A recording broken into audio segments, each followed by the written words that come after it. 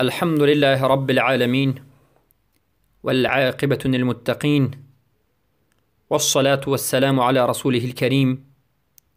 أما بعد، السلام عليكم ورحمة الله وبركاته.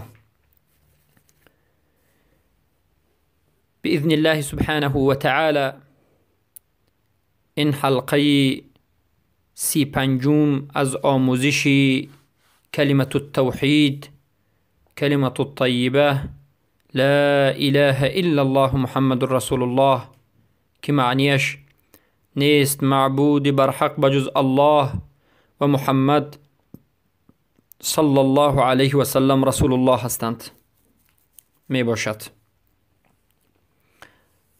و البته در حلقه های گذشته به شما بیان گشت که علم و یقین و صدق این شرط های صحت لا اله الا الله هستند که از شرط های هفتگانه صحت لا اله الا الله می باشد.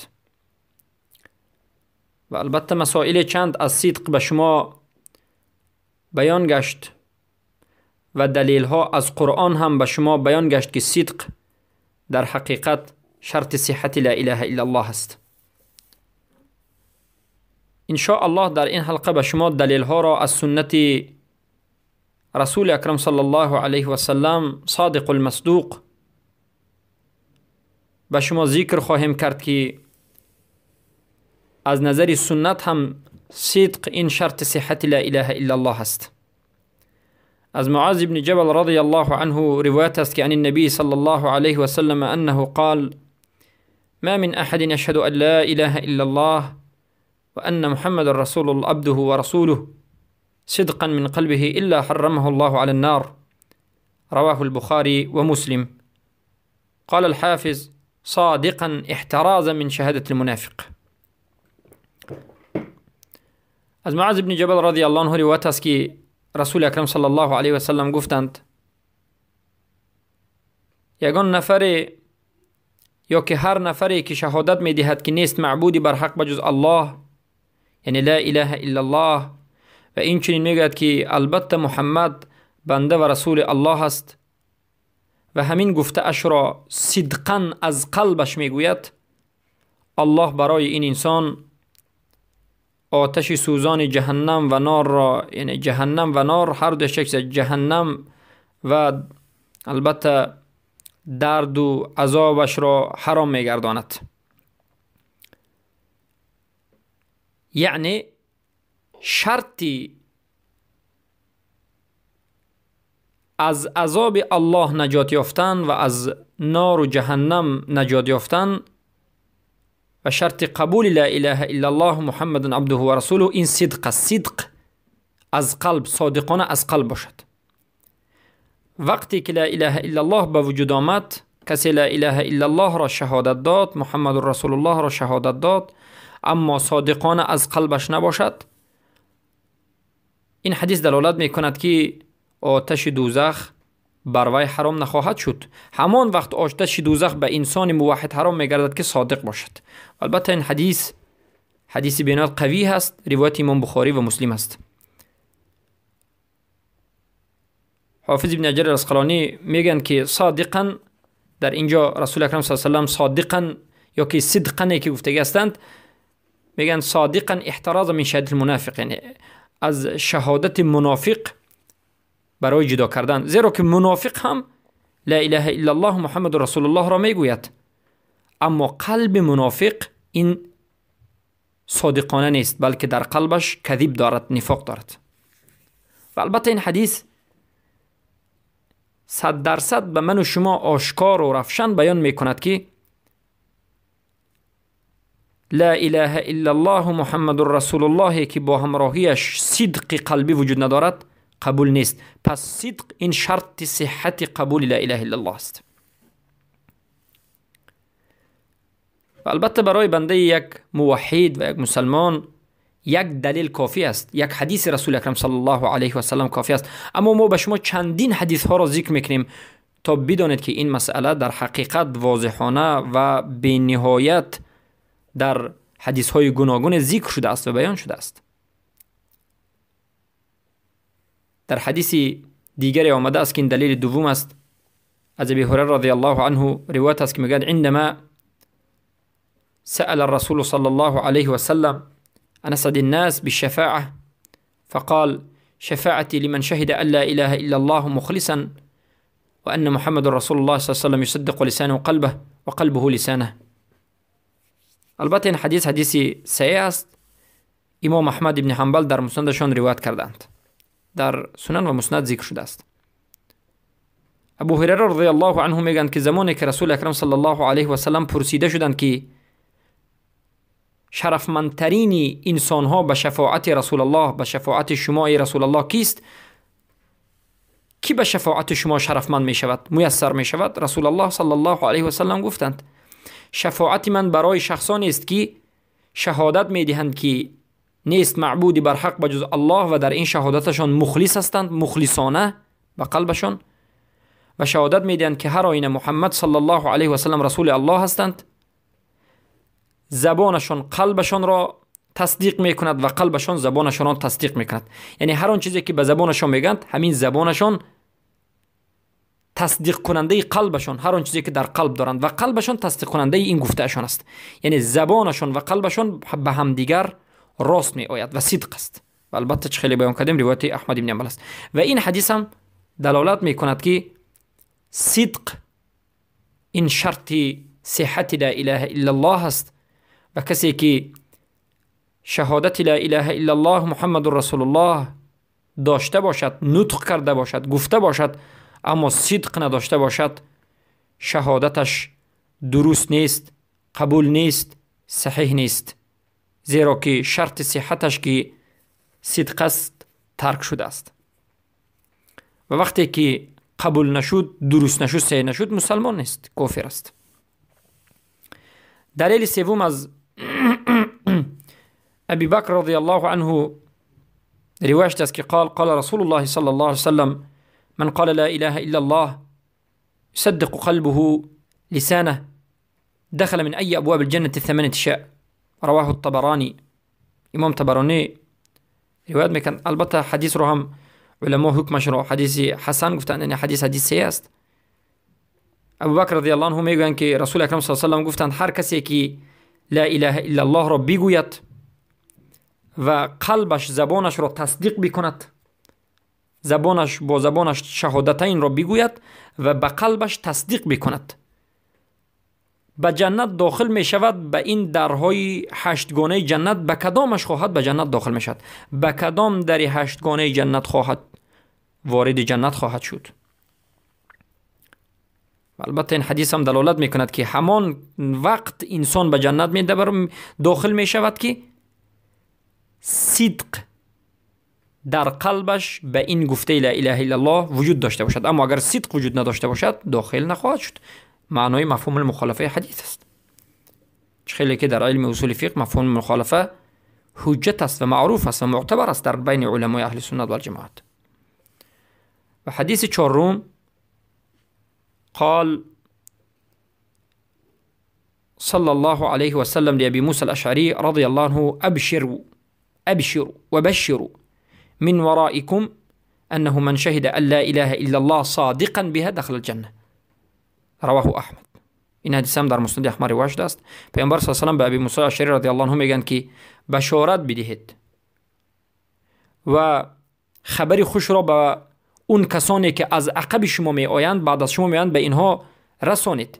یعنی اون کسانی که بعد از صحابگان می آیند، تابعین، تبع تابعین، تا امروز، تا آخر الزمان، هر کس می آید به اونها خبر رسانید، بشارت بدید و خبری خوش را رسانید که هر کسی که شهادت بدهد بلا اله الا الله محمد رسول الله، صادق به همین صادقاً باشد، یعنی شرط صدق وجود داشته باشد، داخل جنت خواهد شد. پس ببینید مرجئه هایی که میگن من قال لا اله الا الله دخل الجنه، این حدیث دلالت میکند که هر کسی که لا اله الا الله بگوید، فقط بگوید، از قلبش صادقانه نباشد، هم مخلصانه نباشد، هم داخل جنت میشود. ببینید که این چقدر حدیث ها رو ما در مسئله علم گفتیم و چقدر حدیث ها رو در مسئله یقین گفتیم و چقدر حدیث ها رو در مسئله صدق گفتیم که هر کسی که لا اله الا الله را بگوید، علم داشته باشد، اخلاص، یقین داشته باشد، صدق داشته باشد، اخلاص داشته باشد، بعد از این داخل جنت می شود. البته حدیث های صحیح اومده است از بخاری و مسلم و این حدیث رو به شما روایت کردیم. بارک الله فیکم. اما این حدیث ها، همه این حدیث هایی که مدخلی ها یا که مرجعه ها میگن، به این مرجعه ها جواب میداد. حدیثی که مرجعه میبرند، حدیث چخلی که بیان کردیم در حلقه های گذشته، حدیث رو علما میگن که البته در فهم حدیث علما به سه قسم، به سه مذهب جدا شدن. یعنی هر کسی که لا اله الا الله بگه داخل جنت میشود، به یگان تصدیق، به اخلاص به چیزی که این حدیث اومده است، این حدیث رو اکثر علما منسوخ میگن و بعد از این اکثر علما میگن که این حدیث مطلق است و به این حدیث های دیگر که ما ذکر کردیم مقید میشود. بارک الله فیکم. پس حدیث دیگر آمده است که از رفاعة الجهنی است که ان رسول الله صلی الله علیه و سلم قال اشهد عند الله لا يموت عبد يشهد ان لا اله الا الله واني رسول الله صدقا من قلبه ثم يسدد الا سلك في الجنه. یعنی که رسول اکرم صلی الله علیه و سلم میگن که من در نزد الله شهادت میدم که یگان نفر نمیمیرد مگرم این که شهادت بلا اله الا الله بدهد و بر رسالت من و بر رسول الله بودن من شهادت بدهد و در این شهادتش بلا اله الا الله و بر رسالت من صادقانه از قلبش باشد و در همین راه پایبند و پابرجا ایستد، مگرم این که راهش به سوی جنت خواهد بود. یعنی خود رسول الله شهادت میدن در نزد الله، میگن که من شهادت میدم که هر کسی که لا اله الا الله بگوید، محمد رسول الله را بگوید و صادقانه قلبش باشد، البته راهش به جنت خواهد رفت. پس این روایت احمد ابن حنبل است. بارک الله فیکم. این حدیث هم البته حدیث حسن است، حجت گرفته میشد. و این چنین دلیل ششم و عیاض الانصاری رضی الله عنه النبي صلی الله علیه وسلم قال ان لا اله الا الله كلمة على الله كريمة لها عند الله مكان وهي كلمة من قالها صادقا أدخله الله بها الجنة ومن قالها كاذبا حقنت دمه وأحرزت ماله ولقي الله غدا فحسابه. رواه البزار. امام بزار در مصنفشون روایت میکنند از عیاض الانصاری که رسول اکرم صلی الله علیه و سلم گفتند هر کسی که لا اله الا الله، یعنی البته لا اله الا الله این کلمه که در نزد الله کریم است، به الله کریم است و در نزد الله این یک مکانت و درجه بزرگ دارد و این کلمه است که هر کسی که صادقانه بگوید داخل جنت میشد. ببینید، هر کسی که صادقانه بگوید داخل جنت میشد و هر کسی که دروغ بگوید خونش ریخته میشود. حقنت دمه. هر کسی که دروغ با نفاق گفته شود، فهمیده شود، خونش ریخته میشود، مالش گرفته میشود و البته به الله روبرو میشود در حالتی که حساب کتاب دارد. پس لا اله الا الله همون وقت قبول است که صادقانه از قلب باشد و این حدیث هم به همین آشکار دلالت میکند. بارک الله فیکم. و این چنین در حدیث دیگر آمده است که رسول اکرم صلی الله علیه و سلم میگویند ما قال عبد قط وفي رواية من قال لا إله إلا الله وحده لا شريك له له الملك وله الحمد وهو على كل شيء قدير مخلصا بها قلبه يصدق بها لسانه وفي لسان مخلصا بها روحه مصدقا بها قلبه ولسانه إلا فتق الله له السماء فتقا حتى ينظر إلى قائلها من أهل الأرض وأقل عبد النظر الله إليه أن يعطيه سؤاله. البته حديث رو امام نسائی در کتاب عمل اليوم والليلة ذکر میکنند. این حدیث هم آشکار دلالت میکند که هر کسی که لا اله الا الله وحده لا شریک له له الملك وله الحمد، یعنی نیست معبودی بر حق بجز الله، الله یگانه است، شریک ندارد، ملک از آن اوست، حمد از آن اوست و الله به همه چیز قادر است، را مخلصانه از قلبش و صادقانه از قلبش بگوید که همین قلبش تصدیق کننده زبانش باشد، میگن انا من انسان البته داخل جنت میشد. بارک الله فیکم. پس ببینید این حدیث هم دلالت میکند که لا اله الا الله محمد رسول الله شرط دارد و شرطش اخلاص است و صدق است و البته در مسئله اخلاص در حلقه آینده به شما، در حلقه های آینده به شما صحبت خواهیم کرد. و این چنین در حدیثی که عمران بن حسین رضی الله عنه میگویند سمعت رسول الله صلی الله علیه و سلم یقول، من رسول اکرم صلی الله علیه و سلم را شنیدم که میگفت من علم ان الله ربه و انی نبیه صادقا من قلبه حرمه الله على النار. یعنی هر کسی که بداند که الله رب العزت و الجلال این ربش هست و من یعنی پیامبر صلی الله علیه و سلم میگن که محمد صلی الله علیه و سلم نبیش هست، صادقانه از قلبش همین را بداند، الله رب العزة و الجلال این بنده را به آتش دوزخ حرام میکند. و این البته این معنای حدیث هایی که در بالا ذکر کردیم هم بود. و نهمین حدیث برای این که صدق شرط صحت لا اله الا الله هست این است که رسول اکرم صلی الله علیه وسلم به اعرابی میگویند في الاعرابی ضمان بن ثعلبة الذي سأله عن شرائع الاسلام و التزامها. یعنی رسول اکرم صلی الله علیه وسلم به اعرابی میگن که این اعرابی ثعلبه که ضمان ابن ثعلبه که رسول اکرم صلی الله علیه وسلم را از شرائع الاسلام پرسیده بود، شرائع الاسلام و از التزامات اسلامی پرسیده بود. رسول اکرم صلی الله علیه وسلم بعد از اینکه به این اعرابی جواب دادند، به ضمان ابن ثعلبه جواب دادند، گفتند شرایع الاسلامی این است و این چیزهای اسلامی است و در آخرش گفتند که افلح این صدق. یعنی بعد از اینکه این بنده از نزد رسول اکرم صلی الله علیه وسلم رفتنی شد، البته این حدیث متفق علیه است، در بخاری و مسلم آمده است و البته این حدیث بنیاد معروف است. یک اعرابی به نزد رسول اکرم صلی الله علیه وسلم می آید و از اسلام میپرسد، از ایمان میپرسد و در آخر میگه که ای رسول الله هر آن چیزی که تو به من گفتی من همین گفته ها را عمل میکنم، کم هم نمیکنم زیاد هم نمیکنم. رسول اکرم صلی الله علیه و گفتند اگر همین کار را بکنی البته نجات مییابی. و بعد از اینکه مرد برفت، بعد از اینکه از نزد رسول الله رفت، رسول الله به صحابگان گفتند افلح این صدق. همین مرد اگر به همین گفته اش صادق باشد که همین گفته ها را، همین شرایع اسلام را به جا میارد، البته نجات یافته است، فلاح یافته است. و این روایت بخاری و مسلم است. ببینید افلح این صدق، ببینید شرط صدق را هم رسول اکرم صلی الله علیه و در اینجا ذکر کردند. یعنی نجات یافت به شرط اینکه صادق باشد. اگر صادق این گفته ها را نباشد نجات نیافت. و در روایت های دیگر آمده است که این صدق لا يدخلن الجنه، اگر به گفته اش صادق باشد، به همین گفته های ایمانش صادق باشد، حتما داخل جنت میشد. ببینید که در اینجا علما میگن که فجعل دخول الجنه شرطه ان يكون صادقا بفعله وليس بمجرد قوله.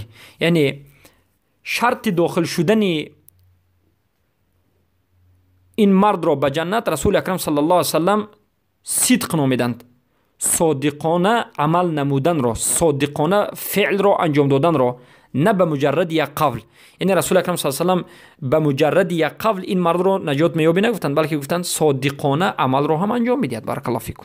البته شرط صدق چیزی که بیان کردیم، شرط صدق این عمل است. عمل البته تصدیق کننده صدق است. بارک الله فیکم. و حدیثی البته دیگر و این هم حدیثی که حسن است و البته صحیح است و جد گرفته می شود که آمده است که رسول اکرم صلی الله علیه و سلم میگند یا معشر من آمن بلسانی ولم يدخل ایمان فی قلبی. ای گروه آنانی که به زبانتان ایمان آوردید ولیکن ایمان به قلبتان داخل نشد. یعنی ببینید که لا اله الا الله را گفتید، محمد رسول الله را گفتید، نطق کردید، شهادت دادید، اما ایمان به قلبتان داخل نشد، به قلبتان تصدیق نکردید. این حدیث هم دلالت میکند که یعنی کسانی که به قلبشان ممکن است که بعضی انسان ها یعنی به قلبشان قبول نکنه، شرط لا اله الا الله نابود باشد. بارک الله فیکم.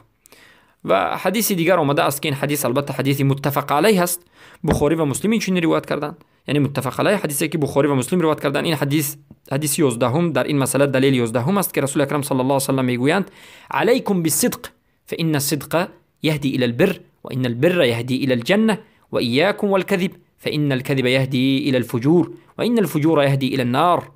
ببینید البته این حدیث دوام دارد. فإن الرجل لا يصدق حتى يكتب عند الله صديق وإن الرجل يكذب حتى يكتب عند الله كذابا. یعنی رسول اکرم صلی الله علیه و میگن که واجب است بر شما که در صدق باشید، زیرا که البته صدق انسان را راهنمود میکند به سوی نیکی و البته نیکی و بر انسان را به سوی جنت هدایت میکند. و حرام است بر شما میگند این دروغ، کذیب، یعنی خودداری کنید از کذیب، ایاکم یعنی خودداری بکنید، پرهیز نمایید از دروغ، زیرا که دروغ انسان را به فجور و به گناه و بدبختی میبرد و البته گناه و فجور انسان را به آتش دوزخ میبرد. بارک الله فیکم. و از این حدیث هم فهمیدید که البته صدق این بهترین عمل است و ضدش کذیب این بدترین عمل است. بارک الله فیکم.